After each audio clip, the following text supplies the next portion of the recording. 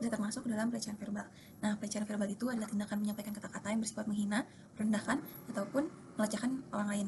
Bentuknya itu bisa ejekan, hinaan fisik, komentar seksual, ataupun kata-kata kasar lainnya. Nah, pelecehan verbal itu sering banget terjadi di lingkungan sehari-hari dan utamanya tuh di media sosial. Banyak banget kasus dari pelecehan verbal yang nggak dilaporkan karena korban tuh merasa takut ataupun malu ataupun bahkan menganggap hal tersebut tuh adalah hal bercandaan seperti biasa. Coba deh. Wah, orang jahat banget. Kalau aku ngeliat kasus kayak gini, yang langsung kepikiran itu bukan cuma rasa kasihan ke korbannya, tapi juga dampak lanjutannya. Soalnya kekerasan verbal di media sosial kelihatannya paling sepele, tapi efeknya itu panjang. Capek juga belajar. Aduh, apain ya? Buka X dulu dah. Astaga, dia cuma nge-tweet kayak gini.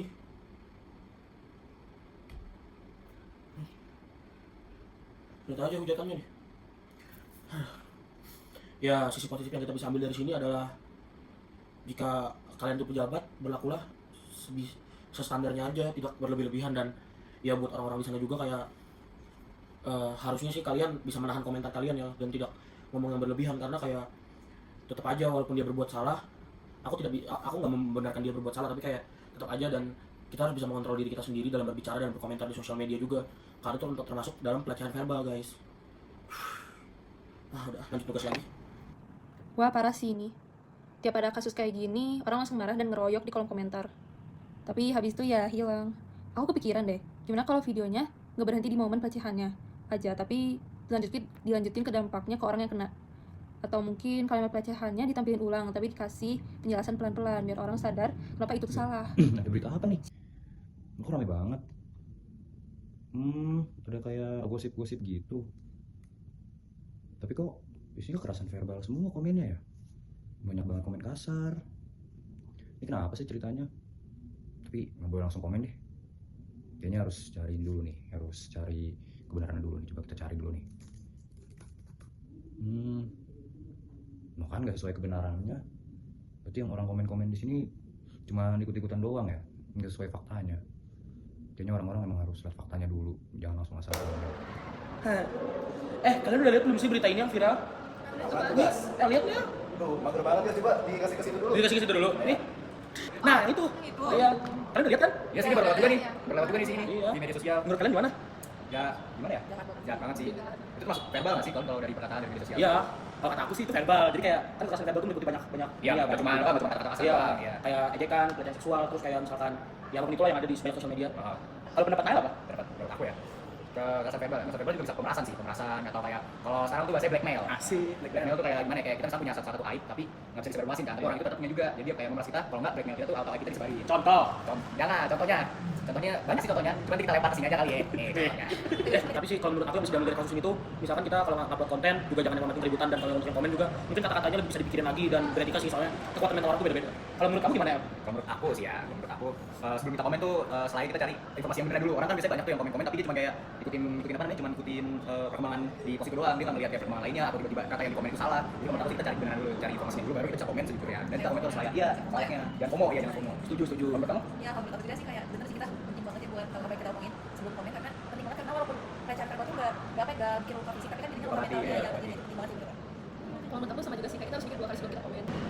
Kalau aku sendiri sih mikir dari sisi resikonya. Kalau misalnya orang tuh harus mikirin juga sampai apa sih dampak panjangnya nanti ke depannya itu gimana. Soalnya kalau nggak dilakuin kayak gitu nanti kasus kayak gini bakal terus ada. Kesan-kesan kalian selama ngerjain proyek ini sama kita. Kalau dari aku sendiri sih kita nggak bercanda sih. Ya, nggak salah. Cuma ketawa, jujur. Kamu apa Naya? Kalau kita kenapa ya? Iya. Nih, kita tidak tepat waktu. Jujur ya. Itu ya. Karetnya sampai sejam. Karetnya 30 menit itu minimal ya. Iya. Minimal 30 menit itu. Iya. Menurut kamu? Kalau aku kita jadi kayak bisa sering apa ya, kerja sama gitu, soalnya kan ini proyeknya 1 bulan. Oh iya. Iya. Lama banget gitu. Bonding. Bukan koneksi sih apa? Bonding. Ya bonding. Ya gitu. Kalau menurut aku, tau dulu. Kalau aku sebenarnya awal ngerjain project ini pasti kayak wah satu hari minimal 1 isu apa ada gitu ya kayak Oh, ribet bawaannya. Iya, tapi ternyata pas ngerjain ternyata yang baik juga. Dan sebenarnya mungkin jadi kenal sama jurusan lain dari UNPOM ya. Iya. Jadi memperluas koneksi apa. ya. Kalau menurut aku sih gara-gara kita jadwalnya beda-beda dan bentrok satu sama lain kan, jadi kayak Lebih mengerti. Lebih mengerti. Iya, membangun toleransi. Ya, paham. Udah, gitu sih. Nah, guys, Bagus ya. kita udah beres nih ngerjain proyek yang dikasih sama Bu Esther. Betul. Kalau kata kalian apa kesan dan pesan kalian waktu diajarin Bu Esther? Kalau aku sih Bu Esther orang asik banget dan ya menurut aku tuh santai tapi nggak yang ngebawa kita jadi kayak terlalu santai gitu. Tapi ada juga sisi tegas beliau yang kayak bikin kita oh ini tuh kelas loh, bukan tempat bermain doang. Kalau aku gaul. Gaul. Iya, Gaul, Rizky gaul tuh, tapi ya arti bagus kalau gue tuh mengerti Iya. kehidupan mahasiswa juga. Iya, Jadi benar. nggak fokus ke pelajaran banget, tapi juga ngerti kehidupan Iya. mahasiswa gitu. Setuju. Semangat zaman lah ya. Iya. Zaman, yoi, itu dia. Globalisasi ya. Siapa lagi? Aku seru banget juga walaupun kayak kita tuh kayak benar-benar enjoy banget kan belajarnya, cuman kayak benar-benar bisa bikin kita tuh lebih tahu dari dalam bicara. Kita juga kayak pas setelah belajar satu semester ini PKN mungkin jadi lebih apa ya memperhatikan lingkungan Iya. terutama apalagi di project yang terakhir Iya yang benar. kita ini. Soalnya Bu Esther sering banget nyuruh kita aware sama lingkungan dan Iya. kayak dengan apa sih yang terjadi di dunia ini sekarang gitu. Jadi ya gimana? Kalau menurut aku Buster asik sih, jadi kayak kalau di kelas juga gak yang bawa serius banget, Iya. jadi gak bikin tegang. Siapa juga? Ini asik tuh nggak peres ya?